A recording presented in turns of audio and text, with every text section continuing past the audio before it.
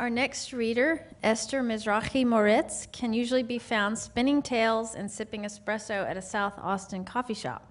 She spends her days writing everything from educational materials to grant proposals to website content, and her memoir pieces have appeared in Lilith magazine. Esther's richly diverse cultural heritage gives her an unending source of material. Today, she's reading If You Close Your Eyes, which is dedicated to the memory of her mother, Sophie Mizrachi.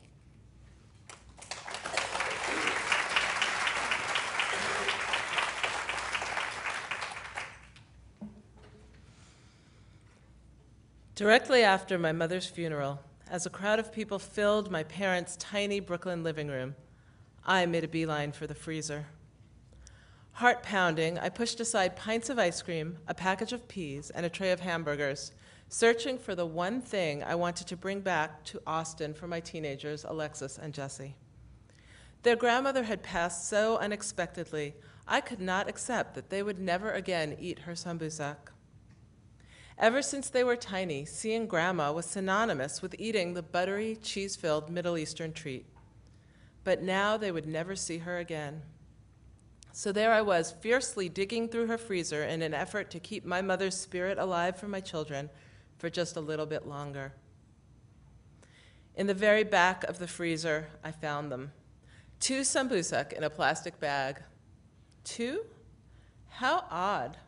Mom often made sambusak and kept them in the freezer for her grandchildren, but usually there was a bag of 20 or 40 of them. She had 8 grandchildren in Brooklyn. I could not imagine a scenario where she would have baked all the frozen sambusak but 2. Yet here in my hand were the last of my mother's sambusak, 1 for each of my children. I hid them once again in the very back of the freezer. I would bake them and wrap them in foil on the morning of my departure and give them to the kids to savor when I got home. Reluctantly, I joined the throngs of women in the living room and sat on the morning cushion next to my sister. I tuned out the mumbled Hebrew prayers of the men in the next room, preferring to pay tribute to my mother by remembering her making sambusak with me when I was a child, teaching me the skills she had learned from her mother, an Egyptian Jew. I close my eyes. I can hear Latino music blasting on the radio. My mother, born and raised in Panama, always listened to Latino music when she cooked. I see her shoulders shaking with the rhythm as she combines flour and semolina with softened butter and oil. She adds cold water from a drinking glass, all the while kneading the dough to a perfect consistency.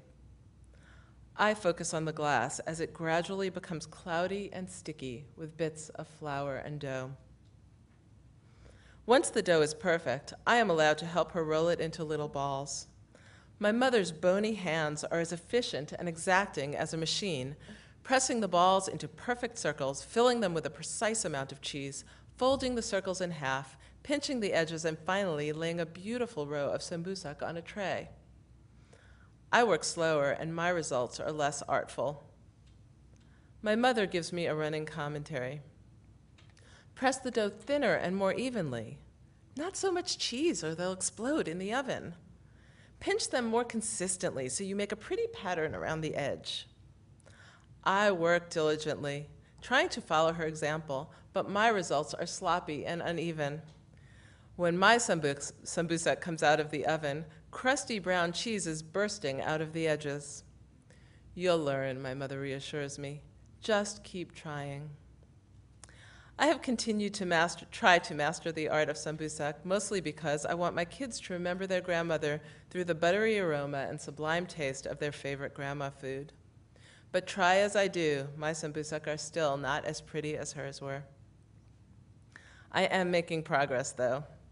The other day, Jesse told me that my sambusak tasted just like Grandma's. Finally. If you close your eyes, he said, you can't tell the difference.